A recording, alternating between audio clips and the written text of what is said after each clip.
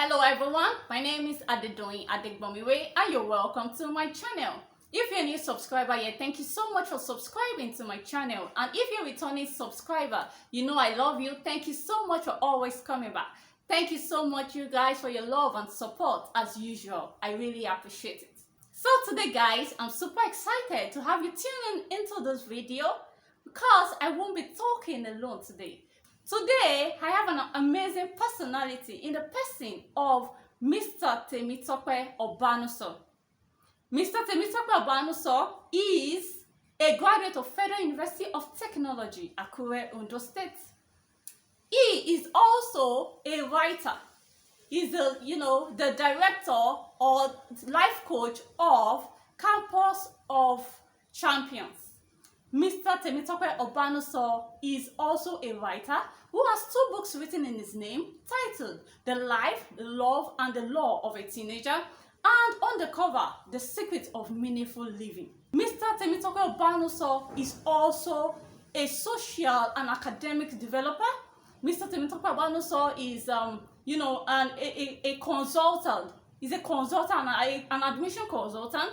He's also who has mentored over 4,000 teenagers in the span of 10 years, and he has also gotten admission for about 2,000 teenagers both home and abroad. Mr. TEMITOPE Obanuso is an educator, a life coach, a social and academic developer, a social critic, and is also an educator. He's a mentor to so many people, and he's also a husband to a very beautiful woman, and also is blessed with beautiful children. We will be talking and conversing together on the topic purpose. He will be giving us practical steps on the fulfillment or the journey to fulfillment of purpose. So with a round of applause, join me as I make welcome Mr. TEMITOPE Obanuso. How are you doing today, Mr. TEMITOPE? Thank you very much, Doyin. It's so nice to be on this program. I'm so much delighted to be Oh, here. I'm so happy to have you in my midst today. Mr. Obanuso, that your surname is very powerful. Tell me something about the surname. Actually, I've seen so many people call the name Banuso. Actually, Obanuso is an Edo name. Okay. So it just sounds Yoruba. And then the real pronunciation of my surname is Mr. Obanuso. Not Obanuso, Okay. it's Obanuso. And that is my name. And I love the name so much. Wow. Yeah. That's lovely. Yeah. So it's nice to have you here today. It's glad being here too. Thank you. So, Mr. Obanuso, at least I know you from school. So, guys, let me give you a background story. Mr. Obanuso is not a stranger because he is a colleague of mine. We went to the same school, actually. It was just a senior colleague. So this is somebody that I knew, not just went to the same school. There was a time, a point in time, I lived in his lodge for a while. So he's somebody that I know to an extent. He's somebody that, of course, we were students together and I saw him transcend. So I just want to know, how was the transition? What happened? Like, what was the transition between the student we used to know? At least we know you because I know him. Now I've brought Mr. Obanuso here to tell you that it's not just about hearing. I didn't just hear about him. It's somebody I know. At least I saw him be a student. I saw him join the children. And then, let me also remind you, but back then in school, he used to be a scholar. So I'm not surprised at some things he's doing now. But then, we never saw the actual part of him. We were only seeing the academic part, which is the normal part. Just see some, students going into and all. But then, this is somebody that has been able to transcend from being a student. And then, your profile, when I read your profile, is quite inspiring.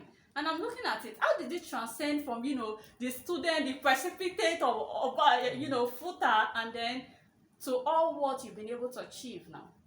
Thank you so much, Doyin. When you mentioned the name precipitate, it reminded me of my days in footer where I was partly into the school politics and student leadership. But that's aside. But let's look at the journey. Everything in life has the hand of God in it. Let me say, basically, I never dreamt I was going to attend FUTA. Actually, I wanted to read chemical engineering, and my daddy or my father, with all my siblings, are engineers, and they wanted me to be an engineer. So I gained admission initially into Ladoke Akintola University of Technology, Obanuso, THWT, and I was not finding fulfillment there, basically because the people I was hanging out with then, though we came from the same area in Lagos, some of them are influenced, and they begin to influence me, and I was not comfortable with that type of atmosphere. So I wrote another UTME exams while I was at LAUTECH. Then I got admission to FUTA, and when I got into FUTA, I'm sure you will remember that I was, in my little capacity, I was influential. I was somebody that was brought up in the family way, and I understand the human influence. I'm humane. I'm somebody that I enjoy the company of others. So I have a lot of friends, good ones, so to say, and I keep a lot of company.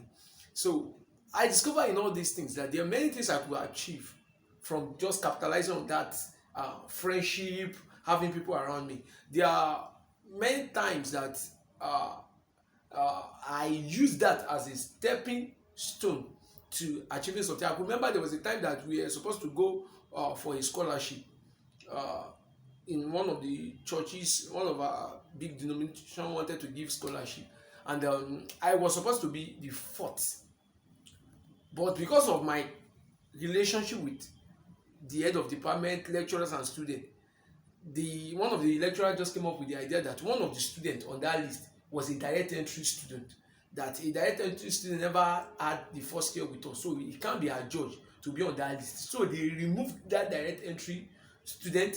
Then I became the third, and I was able to get that scholarship, and that consideration came as a result of my robust relationship. So I'm somebody that actually value relationship, and I can say everything that I've achieved, or all this height or this little height I've come, let me say for now, is as a result of relationship. Interesting. Yeah. That's very interesting. Yeah. So, Mr. Obanuso, let's dive into the interview proper. Okay. So now let's talk about it. We've been talking so far on the topic purpose, and purpose is it's like the whole essence of your living. Yeah. That's the whole reason why you are on earth, basically. Yeah.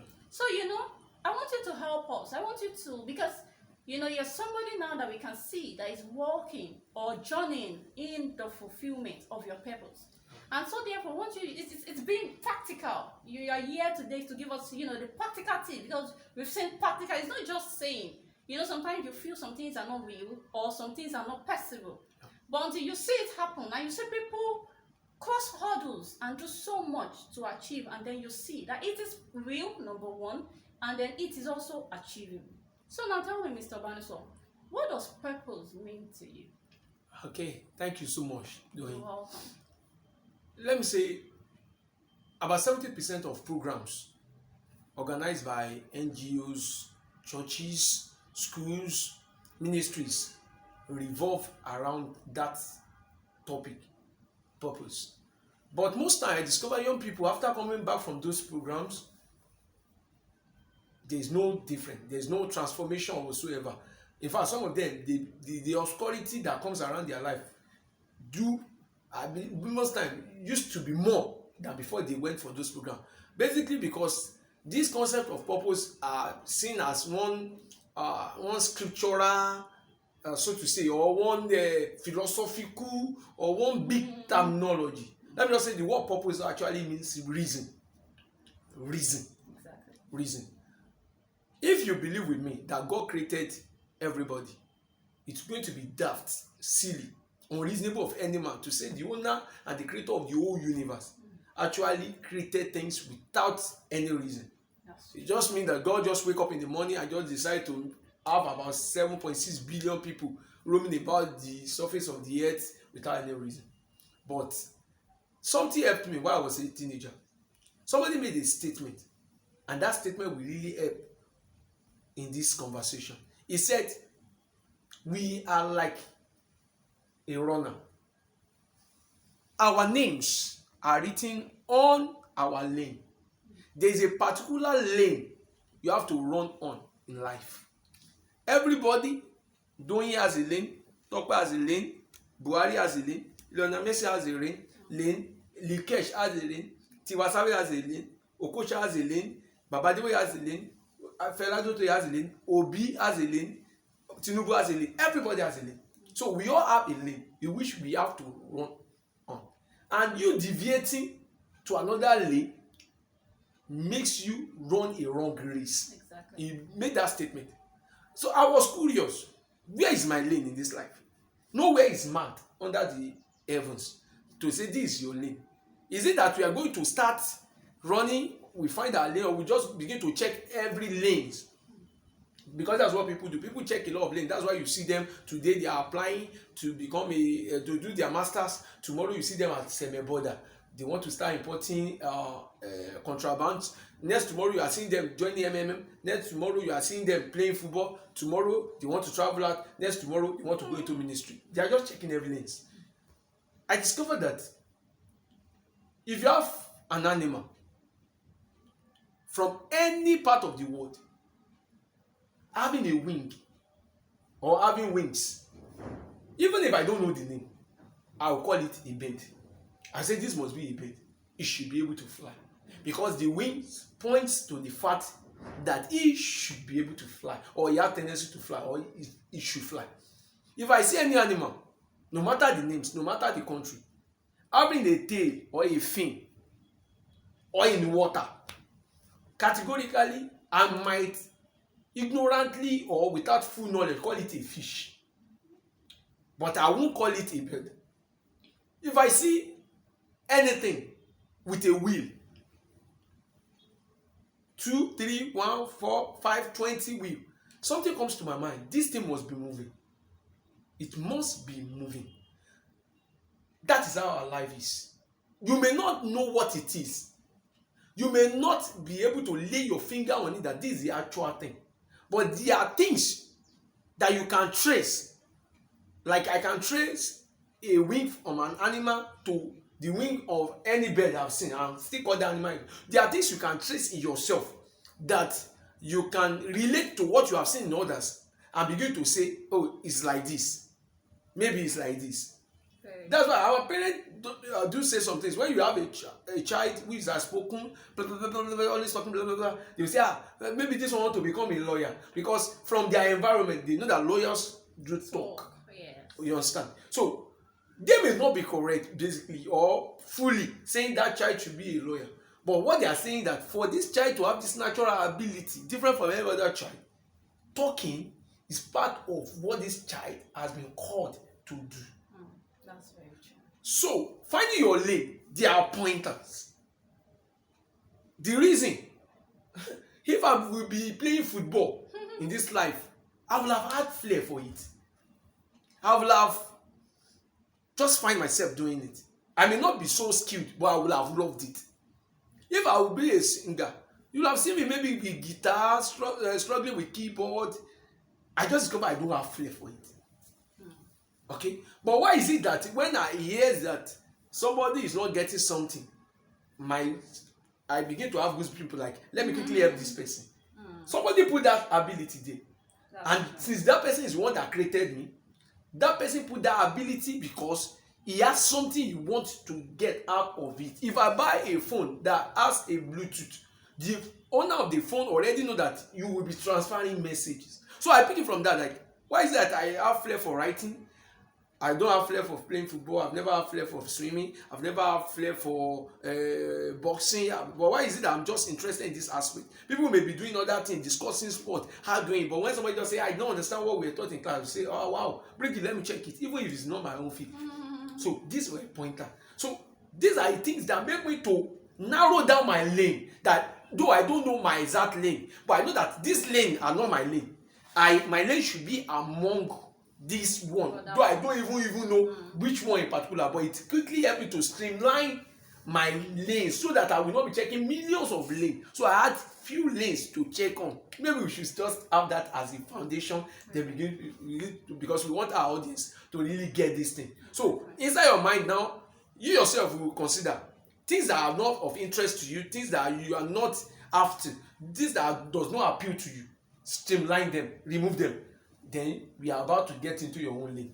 basically, and That's possibly. very true. Yeah. So, Mr. Obanuso, Yeah. yes, you've been talking correctly on how you're almost diving into the Yeah. second question. So that brings me to, how did you actually discover your purpose? Like, how did you and when did you discover your purpose? Okay. Let me say, first of all, I became so conscious about myself Okay. from age 5. I can remember basically. I could remember there was a lesson at Oshodi Road. It's close to So Fine. I don't know, maybe that thing is still there. That's early 90, maybe 1989 or 1990. Around that. So Fine, there was one So Fine hospital there. So there was one lesson, afternoon lesson there. That's the first time I can remember that I am human being. That's the first time I can remember that they took me to that lesson, and I was writing, because the place was so jam-packed. I was writing with my notes placed on the wall. And the owner of that lesson, they call her auntie. That was my first day in lesson, and that was the first day I remember that I am human being. Every other thing that happened before that time, I don't know when I was crying, I don't know where I was, but I remember that was the first day I realized that I was human being. The woman corrected me about something. He said the way I'm writing on the wall, that my Bible will still stop writing, that I should place it on the table, and I continue. I did not listen, and I continue. After a few minutes, the Bible stopped writing. I never know why it stopped writing for years, until I discovered that writing on the wall that way will make the ink of your Bible to flow backward, and it will stop from going to the ball. That was the first day I discovered I'm human being. And from that day that I discovered I'm human being, from that day I discovered that I am Tope. I become so conscious about myself. I love that name, Tope. I love that boy, Tope. I was slim, I was soft spoken, I was not as spoken as this. I was soft spoken, I was gentle, I was gullible, but I love that person. I've always loved that person. So I always see that person like a very favorite child.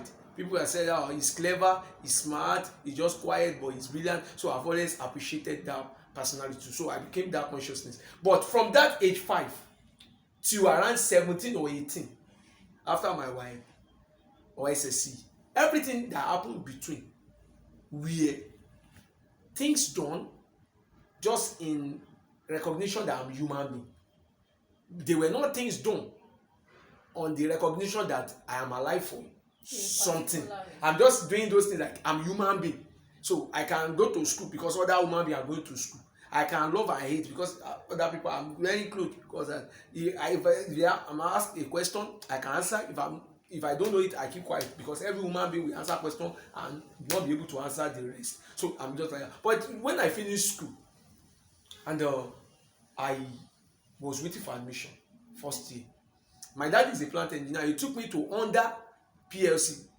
Under was owned by Stallion. Stallion is a company that was into importation of Honda vehicle, Honda, Hyundai, Audi, and like that.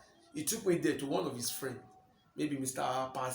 Parfin Singh or something, an Indian man, and he said the man should be grooming me into automobile while I'm still waiting for admission. I want to read chemical engineering, and the man took me to his office in Apapa, Lagos. For the first time as a teenager, I was taken to an international automobile company, bigger than anybody, any dream that I could ever have in life, and tears was dropping in my eye. Tears were literally dropping in my eyes, as if I was in the wrong place. I saw people moving about, buying cars, happy. Some people engineers. My brothers are engineers, but tears were literally dropping in my eyes. I don't even know why. So that's why the man with the turban on his head stopped halfway and looked at me and said, "Young man, Baba, you crying? You want to go? You are hungry?" And I was shaking my head. I could not speak. He said, "You want to see my dad?" And they were friends, my brother, and they spoke. My daddy called me sideways. I was like, let me say, he said in Yoruba, he said, "Ṣé ayé ń ṣe ẹ́? Mo mú ẹ wá síbi tó máa ti ṣorí. I brought you to where you will make it in life, and you are crying. What do you want? Are you a baby?" And I said it. I don't want to be an engineer, and I don't want to work automobile. He said, "You don't want to work automobile? He said, hunger will beat your head. And out of anger, he walked out of that place. And I was lost. Bad decision. I could discover something held me that I don't want to walk. And the man said, hey, Baba, you don't want to walk in that, Baba, you don't want to do shop. You go. Then I walked out. My dad just dragged me, bought the bus, and he dragged me. He was just insulting me in the vehicle. He got home, he told my mom I was saying all sorts of things. But when I got home, I sat down. I asked myself, why were you crying? I discovered that inside of me, I was not interested in working on engine, craft, inanimate things. I was interested in human being. And I don't know why. I was even consoling myself or accusing myself like, oh, maybe because I'm used to my landlady, because I'm always with my landlady, and so I was like, maybe because I'm just used to them, that's why my body was not free, or I'm scared because they are foreigners and maybe the place was too big for my mentality and like that. But I discovered it was not so. After some time, they say, oh, you are waiting for admission, I've not gotten admission. You have to get something doing. So one of my teachers in school then already had his own college. So we met. And I was one of the brightest students on that school then. He saw me, he met me on the road, he said, what about admission? And I explained everything that I've been waiting for admission. I want to do medicine or sort, or chemical engineering. And the man said, while you are waiting, can you come and work with me in my establishment? You are good. Then he made me his PE. We used to call the man, I can't remember his name now, but we used to call him Kulu your temper. Because anytime he sees money, we say, Kulu your temper. We do his hand like this. He will say, give me moleku. When he say, give me moleku, he talk about give me the money you have made. So I became his PE. I was working under him. I discovered that as small as I am then, I was more appreciated than even all the teachers working on the parents will come. They want to see me. I want to see Mr. Banso. I want to see Mr. Banso. As young as 70 years, people are starting calling me Mr. Banso. I said that there was no time that my teenage life was so fast to the extent that I could not even, I was any salary, I was already big. If you want to see the owner of the school, you have to go through me. He will send me as far as down PHP on the island as a teenager. And I would not feel any remorse. I'll be going to the island, BAM PHP wanted to take a loan of 30 million naira. Then I was following him, I was doing everything. I was learning everything on the work. I was having interest. There was a time our biology teacher dropped out. And I discovered that he dropped, that he's not going to do the work. And the man said, oh, will you stand in for like 1 or 2 days? You are very brilliant. Before we hire somebody. And lo and behold, I took them through a term. And when they brought a new teacher, the students said they don't want. Because I was so precise, I was so accurate, I was doing all the best. It was just naturally in me. And the moment I started doing that, after 2 terms, I got admission. So that spirit of what I started was on me. To the extent that while I was on campus, I'm sure you are aware, I go to department, I teach, I go to fellowship, I teach, I go to other departments. There was a day I was teaching biology lab. Maybe Professor Ashama, I'm not sure. The HO the day, walk into a lab and I met a very full lab 1 biology in Futa, filled with students. What's going on here? I was scared. He said, what's going on here? The man made a statement. He said, even if it's the lecturer that is teaching you this thing, you will not pay rapt attention this week. This is a student like you yourself, and he made a statement. He said, I should continue and that thing, that statement of continue your thing was like a inch statement, a pivotal statement that my spirit, my soul, and my body found fulfillment in. So I can say categorically, it was immediately I got admission through the journey I went through while waiting for admission that led to this journey of purpose. Discovery of your purpose. Yeah. Very interesting. That's very nice. Yeah. So now, Mr. Obanuso, now that, of course, that means before you got into the higher institution, of course, you discovered your purpose and where your passion lied. Yeah. And from there, you decided to be working in it. Yeah. But of course, you had just started, or you had started by, undergoing the basic task you were already doing in that school. Yeah. So now, what do you think? You know, do you believe, of course, in the journey of fulfillment of purpose, there is a process period? Yeah. Do you believe there's a process period? Yeah. And, you know, what do you think, how do you explain the process, the training or the process period in the journey of purpose fulfillment? Let me say categorically, your creator is God, and he understands the journey he's taking you through. There are some things you are calling delay now. Sometimes, or most times, it's training. There was a time he was taking the children of Israel through from the land of Egypt. He was taking them to the promised land. The Bible said categorically that he intentionally took them through the Red Sea. He did not take them through the land of the Philistines, though it was short. He said, because he knew them, God knows them categorically, that when they meet opposition, oppression, or issues on the way, they might turn back. So sometimes the journey God takes you through, he actually wanted to learn. So he wanted you to learn. So he took them through that journey so that they will learn war. They will learn to trust him. They will learn perseverance. They will learn endurance. They will learn how to fight for what is theirs. And that's why we have a very strong, formidable, indomitable Israel nation today. Sometimes God actually asks you or allow you to go through some journey in life. It could allow you to go through Egypt in life.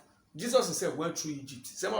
Apostle Sema was talking about learning the cosmos knowledge. Jesus went to Egypt. Moses went to Egypt. Joseph went through Egypt. And Daniel went to Babylonian land. All these people are extremely wise people because they learn. In the journey of purpose, you go through a stage. And I will start categorically like this. There was a time that the King David was in the forest, killing lion, killing wolf. When he faced Goliath, the only thing on his mind was the God that helped me. Is at that point he was seen as a help. Before that time, he sees it as a struggle. He sees it as an abandonment. He sees it as, oh, he's being left. But when life issues came, it's then that he said, the God that helped me to kill lion and bear with bare hands. There are journeys we've been through that we was teary. We almost feel like crying. But now we like fall down and say, no wonder. So this is what God was bringing me to. That is why he took me through that route. That's one. So there are some lessons that God will intentionally take you through. And one of it could be, one, to call your attention. As a young person, you are waiting at home to get admission. You want to travel, things are not as the way you want it. It could be God telling you to, Mr. Man, calm down. Find what I have called you to. Before Joseph was sold out from his father's land, he already have a clue. He said he saw the father, the mother, and all the siblings bound down to him. So he has a clue, but he never know what it's going to take. But he has a clue. God actually wanted you to have a clue before launching out. Maybe probably that's why God is making you to stay at home. I've seen so many young people wait for admission 3-4 years. But the moment they go through a special mentorship program, or I help them through a strategy and they find their purpose, within a few months they are already in school. Because why? They already got what God, the lesson God wanted them to learn before they will start out. So, number one, God might call your attention at a particular point. You will see it as one, delay. You will see it as disappointment. Some people were sacked from work because God actually want them to sit back and reason out why they must not join the rat race, why they must discover their purpose. And some is when they are at home. Some see it as relationship break. Just have their boyfriend or somebody that was supposed to get married to just break up with them, and they were like, oh, in that pain, in that, and they will find other things as a consolation. Before you know, they will initially see it as consolation, but later they will now like, oh, no wonder I would have killed myself if I was continuing that way. You understand what I'm talking about? So number one, their natural journey you go through. But then number two, when you begin to get a clue or when you understand it to a point, you will personally decide to enter a classroom. Classroom does not have to be Harvard, does not have to be Unilag. Classroom is a place you know you can learn from. Right. Let me say it categorically. God showed me in a vision that I'm going to serve in Lagos. I just saw it that I will serve in Lagos. I was just smiling. So immediately I got that revelation, I believe God 100%. I do believe God 100% over anything. So immediately I was thinking of his school because I know what God have shown me was a school where I know they are operating international standard, where I know that I love what they are doing, I follow them, and I intentionally have the mind that I'm going to go there. So when I got into NYSC camp, I asked them to give me a letter to that school. And as a matter of fact, I took a letter to Honeyland College myself. Maybe they will see on this interview for the first time. Because the first statement Mr. Pinley that received me said, he said, we don't accept copper. And we have never written to NYSC to send core member to us. He said, we are not going to take you. But because I wanted to learn, the moment he said, we don't take core member, I just went out of the gate with my mind praying, God, what next? I want to learn. And as I was crossing the road, it was in the middle of the road, I had core member, come. Immediately they asked me to come. I know it's God that answered my prayer. And they're saying, so I was the one that chose the school and they absorbed me. And I was patient. I learned from every section. Exams and records. In fact, I was chairman of graduation committee. We are talking about managing the graduation that they will put in your hand millions of naira, going to Lagos Island, buying suit, buying this. I was working in kitchen section, not as a staff, volunteer doing events. I was in some of mentorship. I was organizing seminar. I make sure that I worked. In fact, I was very close to the accountant of the school because I know I was having my own. So I was working there and I've started my own. I started the same time, the same year, doing my NYC. So I was having my own establishment, mentoring, teaching few people, coming to online to work in the morning as a core member, then resuming back to my own.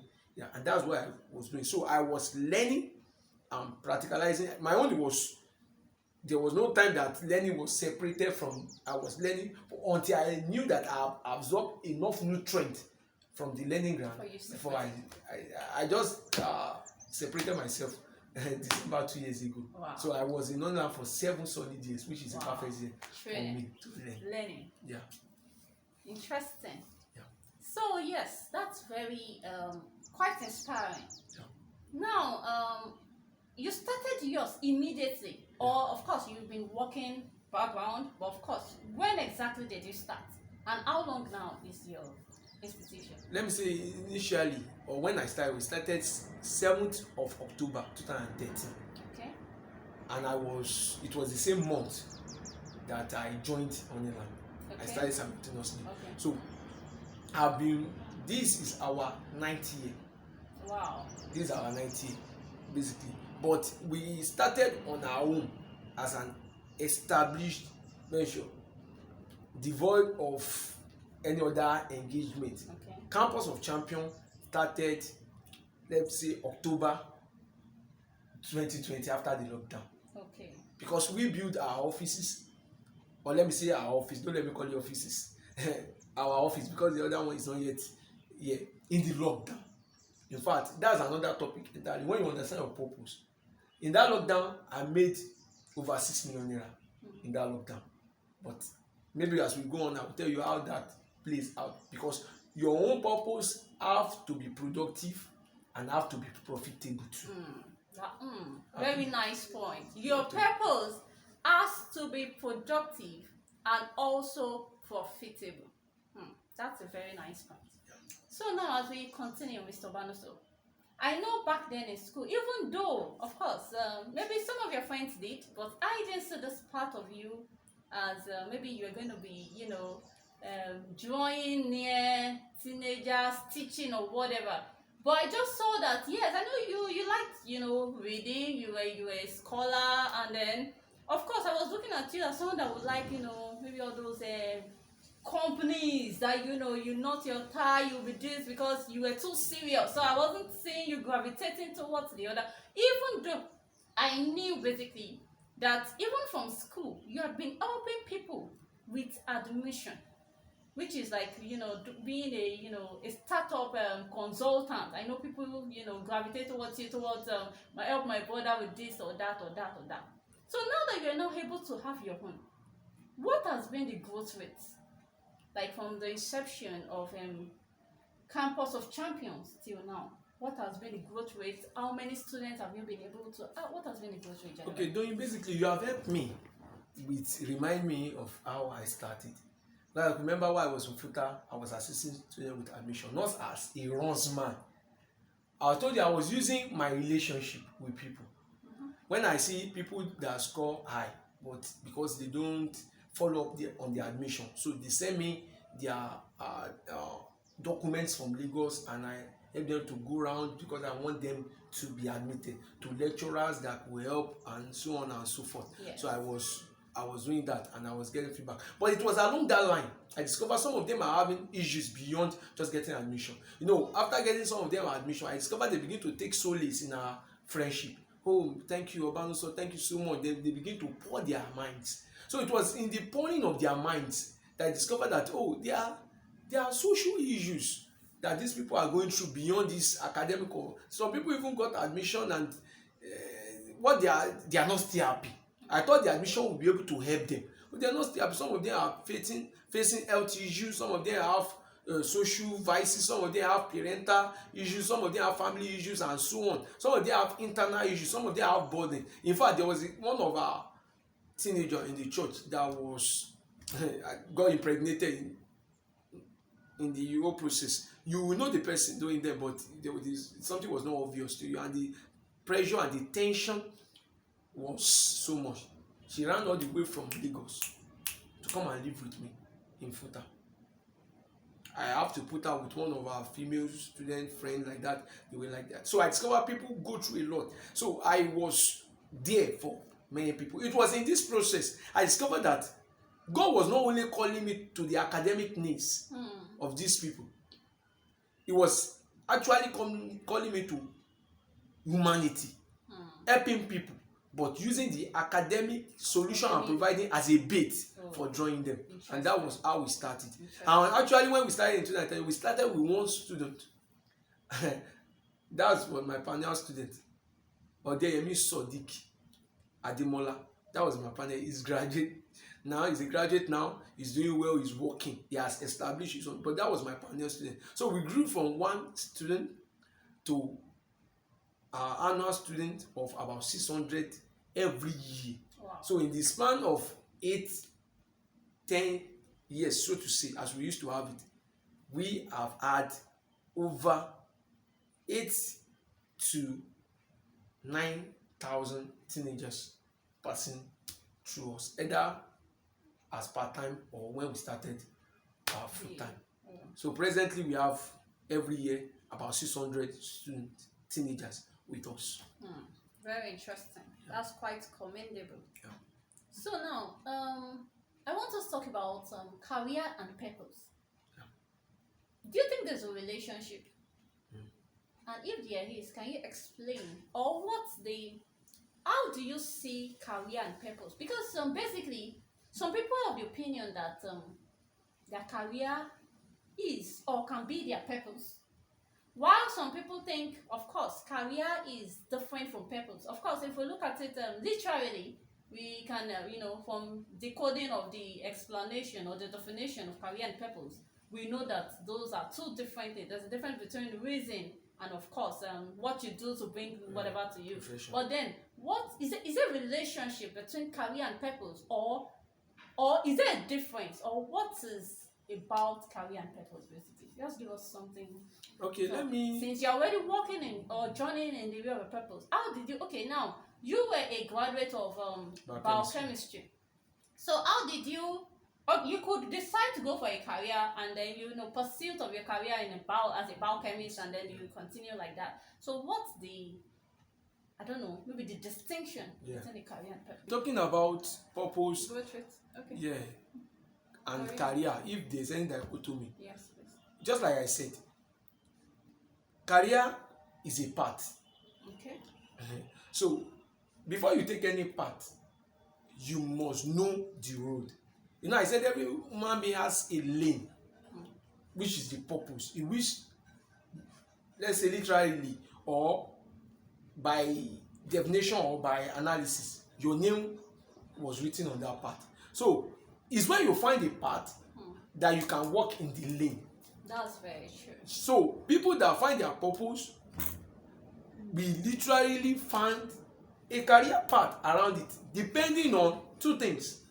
Because purpose is just a purpose. You can decide to find a route and never go through that route. There are people that will just find, just say, oh, this is Oba Akran. Oh, fine. I just want to know for the sake of knowing, or stand at the junction. But people that want to go through that journey so that they can go through their adventures and find treasures on that lane. Because that lane is not a path that leads to destruction, it's a path that leads to life, and narrow it is. So you have to work in it. So working in it will now depends on how focus. You can be working on the lane and be turning left and right without getting to the, because there's a destination, and that's fulfillment. That's true. So it will, one, your focus. Number two, your capacity and your competence. That's what you have to learn. That's what you have to learn, because on that road there will be challenges. So jumping those hurdles will make you to progress. On that path, there will be destiny helpers. I do say, it's not a prayer that anybody should do. God send destiny helper to me. On those lanes, there are natural destiny helpers are there. Just like, let's say we have a marathon race that is from Ikeja to VI. You know, when there's a marathon race, you have people that will be holding bottle water for you, so they'll be giving you on the road. They'll be waiting beside the road, as we do see in those international marathon. They will be waiting to give you the bottle. Let's say the marathon is now from Lake Ikeja to Island. You are supposed to go through the Third Mainland Bridge. The largest camp auditorium, 3 meter by 3 meter auditorium, was built in Shimawa, in Ogun State, a place that you can almost call a forest, and millions of people flow into that place. See, what is determine your location for your assignment is the relevance. Wherever you are finding relevance is your location. In fact, I told people that location does not matter where you have allocation. And allocation is not necessarily money. Where those people you are supposed to attend to are forthcoming. John the Baptist was in the wilderness and people are going to him. So coming to the city center does not change anything. It's value that determines if people will come to you or not. In the word of Emerson Rudolph, he said, when a man writes a better book, preaches a better sermon, or makes a better mousetrap than his neighbor, he said, even though he built his house in the wood, the word will make a beating path to his door. Wherever you are, people will always locate you. Many of the musicians that moved to Lagos were once singing in the remote villages, and they were doing well before opportunity called them into the palace. That's very good. Yeah. So, I would like to also know, let's talk about niche. I know, Mr. Obanuso, you are more, gravitated towards the teenagers. Now, why that niche? Why teenagers? Why not maybe the youths? Why the teenager, basically? There is let me first of all say that just like I said before, I was not the determinant of my purpose. Mine is just to discover it. And one of those pointer was that I have flair for young people of that age. Okay. And I begin to know that I will do something in line of young people. Maybe their treatment, maybe in their feeding, maybe in their schooling, maybe talking to them, maybe I knew from the outset. Nothing of older age appeals to me than them. And the number two is that because I got one of those pivotal change in my life around that age, and they really helped me. Yoruba used to have an adage that it's better you bend a fish when it's still dry, it's still wet, because when it's dry you can't bend it. This teenager is the formative age of their life. That's where they make major decisions, and they enter puberty, they gain admission to finish from secondary school, they begin to choose between science, commercial and art. This is the point where most of them make major decisions in their lives, and that's why we have to stand with them, help them at that point, so that they can grow from brilliant teenager to intelligent youth and become productive adults. That's so interesting. So, Mr. Obanuso, to wrap up, let's talk about. Please just tell me quickly, in brief summary, your success story at Campus of Champions. Yeah. What even led to that name, Campus of Champions? Why campus?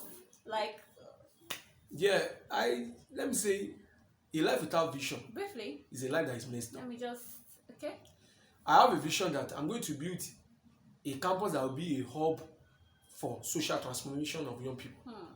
And that's why I have it in my mind, I have it as an agenda, and I have it in the name.